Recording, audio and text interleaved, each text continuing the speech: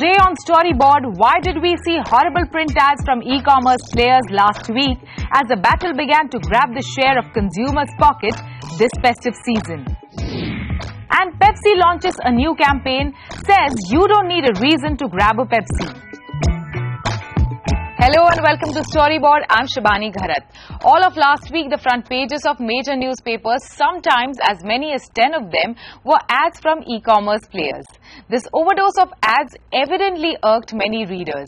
Different newspapers were flooded by ads from e-commerce companies such as Flipkart, Amazon and Snapdeal that were apparently attempting to grab consumer attention by publicizing their special sales for the festive season.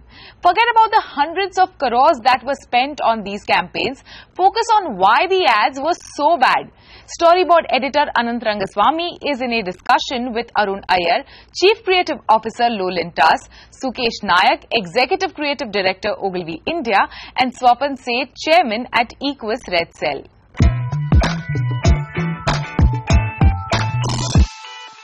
Arun, Sukesh and Swapan, thank you for talking to us. You know what we want to discuss today? If I look at all these papers on the table, it's about the worst concentrated burst of bad advertising that I've seen in my life.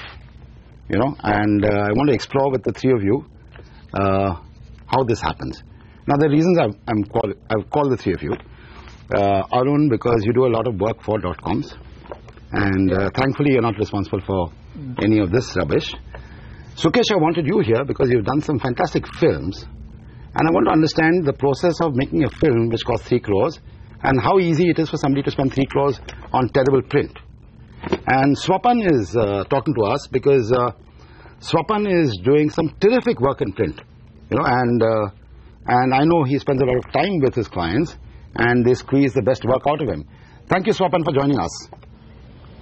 Pleasure entirely. Thank you. So I'll start with you, Swapan. Tell me, how does such bad print get bought by the client, and more importantly, how does a creative have the courage to take it to the client? You know, I think I've always believed that you get the advertising you deserve, and I don't think any self-respecting creative person would do the kind of advertising that you and I have seen as far as these .coms is concerned. What actually makes me curious is the fact that these brands do splendid work on television, but when it comes to print, they do absolutely trashy, shoddy stuff. Clients also view films more as, you know, as perhaps a way of kind of building the brand in a more evocative manner.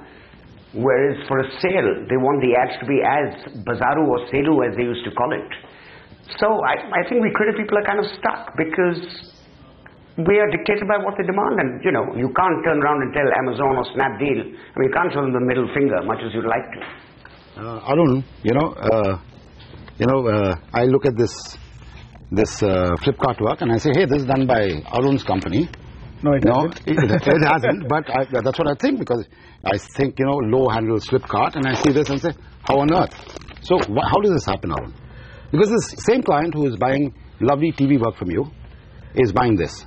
Yeah, so I think that there is a healthy disrespect we have for this medium. And I think we must first put that on the table, because it is a fact that we treat this medium as maximizing every centimeter of this page, not as much as, hey, this is a great opportunity for me to put the aesthetic that my brand belongs to put my to build my brand on another medium. I don't think people are viewing it like that. So irrespective of who's doing it, I am completely in agreement that it is disservice to the medium, it is disservice to everything, to the brand and all of it, because I think it's just so crowded and nothing registers, and somebody is saying, okay, you know what, every inch of this paper has to be covered, let's not waste absolutely anything. And I think I don't know who is to blame, but I think everybody involved in this has to take the blame for this, because you can't singularly say that the client is dictating this, because there is a group of people who are coming together, putting this out, thinking that this is good advertising, and I hope they don't think this is good advertising, is all I can say. But, you know, like I was saying, the same team, perhaps, which buys good television work, is buying this, or is it two different teams? I mean, correct me if I'm wrong, I don't know. I am not involved with this, so no, I'm not talking about your company. In general, in the industry, I would imagine there's a marketing team, and the marketing team sees both the TV and the print. So I think that the marketing team does see both, but I think there is a certain approach when it comes to this, saying, okay, we have taken a full page ad. Here is what is supposed to be done with that full page ad. And I don't think the comparisons are many, so that there is an issue there as well. Okay, they have maximized it, we have to maximize it as well.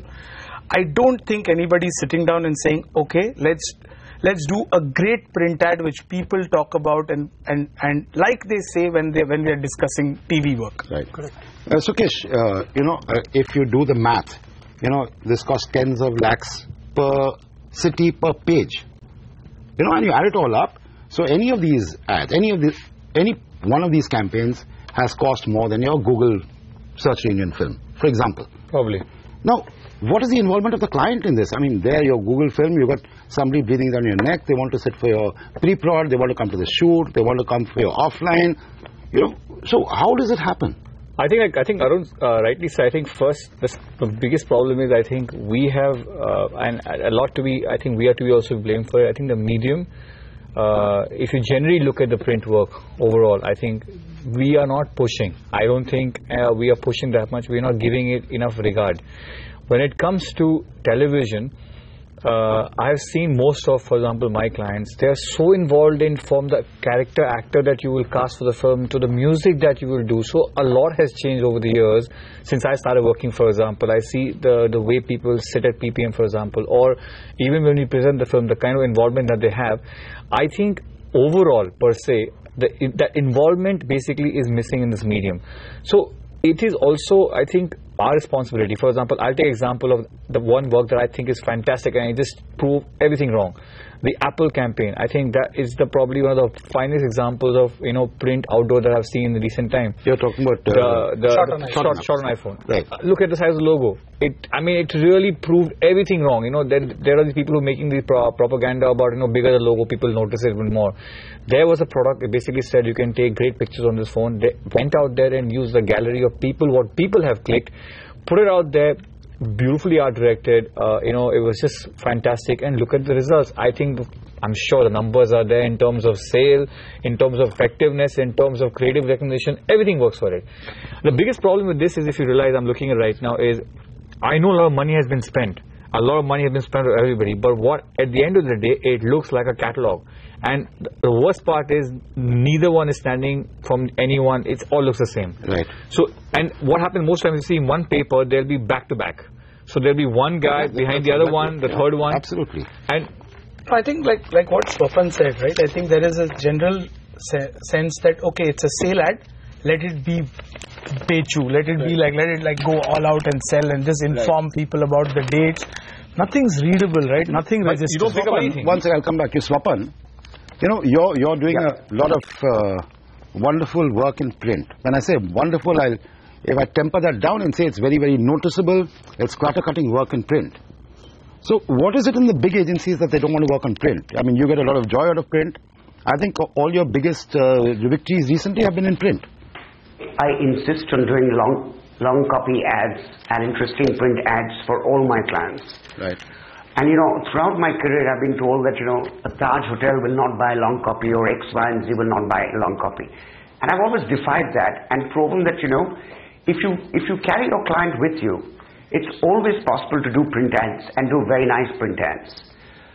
In fact, I'll be honest enough, I'm not that greatly interested in films, okay? It's not really something that delights me deeply, etc., etc. So, my attention is more drawn towards print. But coming back to what both of them were saying, I don't think creative departments and creative agency heads are encouraging the writing of good advertising anymore. All of us are so besotted with films that we've kind of neglected, print advertising. And as a result of which, the youngsters don't have very many people to learn from in terms of how to write, and neither do they get the opportunities to write more often. Right. But I tell everyone in my team that, make sure that you write good advertising each time you sit down to write any ad. And as far as selling it to a client is concerned, you leave that with me. 1 second. Yeah, Arun, yeah. Swapan, I just have a slightly different point of view from Swapan in terms of, I don't think that agencies are not interested in the medium. I think what has happened is that, and I don't think it's about the other extreme as well of saying that, okay, we need to go back to the old days of, you know, how copy was written and it was pristine, and because that was the medium that was being consumed. I think the medium also needs to move with the times. But I think what is shocking is the severe lack of aesthetic. That bothers me more than copy or, you know, long copy or the form of it, because at the end of the day, it's a reflection of your brand, and you're accepting that this is the aesthetic your brand belongs to. Right.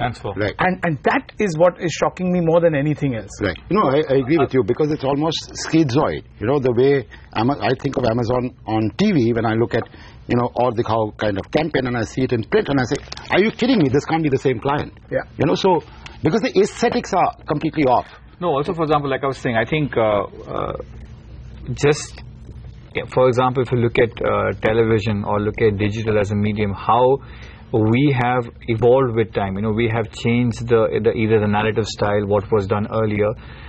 I don't think we have evolved in terms when it comes to, for example, print. So, for example, if in good old days the print was done in a certain way, I don't think anything changed. We just like, you know, we just chucked it all and then we went to something else altogether. I think the medium also needs to, like, you know, move with time and do something. I know it's a static medium, it's, you know, there's not much you can do, but I think if we explore those kind of stuff, for example, and we see a lot of work, for example, across the world that comes, you know, when we come across and say, hey, this can be done in print, for example, or this can be done in radio.